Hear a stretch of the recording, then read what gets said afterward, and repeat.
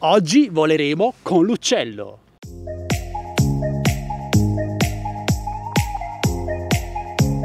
Ciao ragazzi e bentornati qui sul mio canale. Io sono Michele ed oggi siamo in compagnia non di un drone, non di un aereo, ma bensì di un uccello radiocomandato. Più precisamente Gogo Birds, che mi avete chiesto nei commenti di alcuni video di recensirvi. Non so bene il motivo, anzi, si tratta di un prodotto sicuramente particolare in quanto riesce a volare sbattendo le sue ali, o si dice battendo le ali, comunque davvero simpatico. Le sue specifiche tecniche? Beh, pesa meno di 20 grammi ed è dotato, pensate, di controllo d'altezza e sensore ad infrarossi per evitare gli ostacoli. O almeno lui cerca di evitarli, poi magari va a sbatterci. Infatti oggi ho nascosto la mia auto un po' più lontano, anche se sicuramente andrò a colpirla con questo giocattolino, che in realtà è sì un giocattolo, ma che ho trovato interessante e quindi ho voluto provare qui oggi insieme a voi. Lo perderò durante il volo? Beh, questo è tutto da scoprire. Nella sua confezione troverete un po' di manuali di istruzioni, l'uccello, disponibile in 3 o 4 colorazioni diverse. A me piace questa un po' da fenice, come vedete è chiaramente realizzato quasi interamente in carta e in plastica, ma nonostante ciò è molto robusto. Sulla parte frontale troviamo il sensore ad infrarossi che cercherà di evitare gli ostacoli, mentre in coda abbiamo il timone che andrà orientato grazie al radiocomando. Qui abbiamo la parte elettronica con il piccolo motore brushed, ma considerando il peso è più che sufficiente, la piccola batteria che garantisce fino a 15 minuti di autonomia. Tra l'altro nella confezione troviamo una seconda batteria da 100 mAh e ovviamente anche il caricabatterie USB.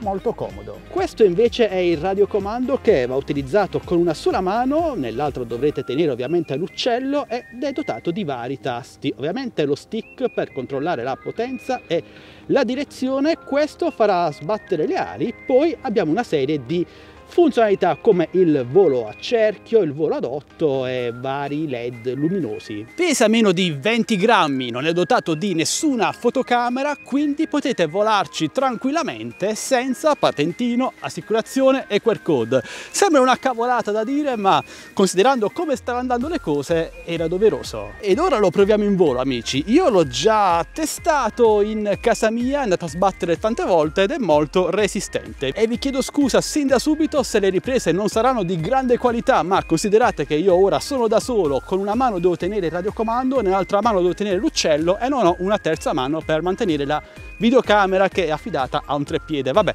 iniziamo. Premiamo il tastino qui sotto per accenderlo. Sul radiocomando abbiamo il suo tasto d'accensione dedicato. Premendo il grilletto, come vedete, andiamo a far sbattere le ali. È davvero figo. Ok, proviamoci.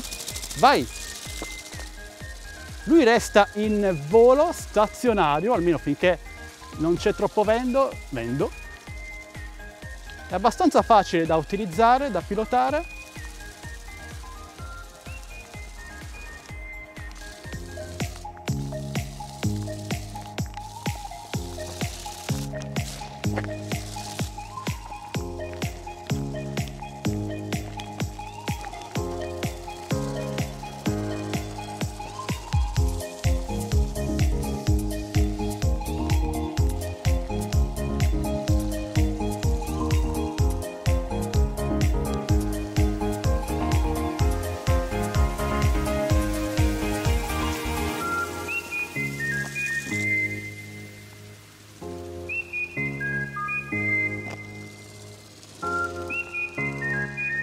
Proviamo a lanciarlo di cattiveria.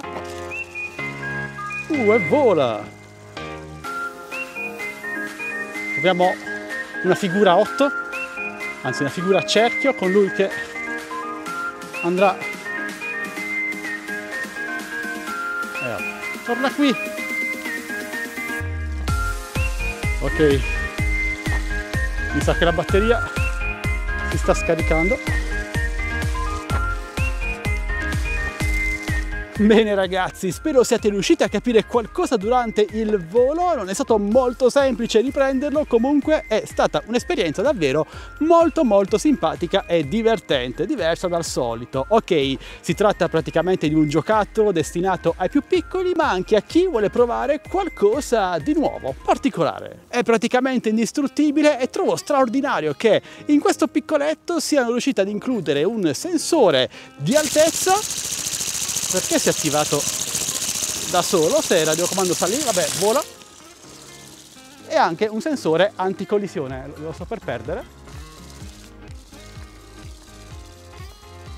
Rieccolo, le parti più divertenti del volo secondo me sono le planate. Quando disattivate il battito d'ali, lui inizia a scendere, riattivate e risale e così via. Mi è piaciuto anche perché pesa pochissimo, meno di 20 grammi, quindi non avete la preoccupazione di qualcuno che vi fermi dicendovi: ehi tu, con l'uccello in mano, mostrami patentino, QR code e assicurazione. Come prezzi lo trovate su Amazon in tutte le sue diverse colorazioni, tutte molto sgargianti, sicuramente piaceranno a qualsiasi bambino e ragazzino, per circa 30 euro, a volte è anche scontato di qualcosina, come vi ho mostrato su Telegram, sul mio canale Telegram ufficiale TechBest Deals, a cui potete entrare cliccando sul link qui sotto in descrizione video. In descrizione video trovate anche il link d'acquisto di questo bel prodotto e i miei link per il mio gruppo Facebook e la mia pagina Instagram. Entrate numerosi. Bene ragazzi, ma ora voglio sapere voi cosa ne pensate di questo Gogo Birds. Vi piace, non vi piace, lo acquistereste oppure no? Io personalmente mi sono divertito molto durante questa recensione,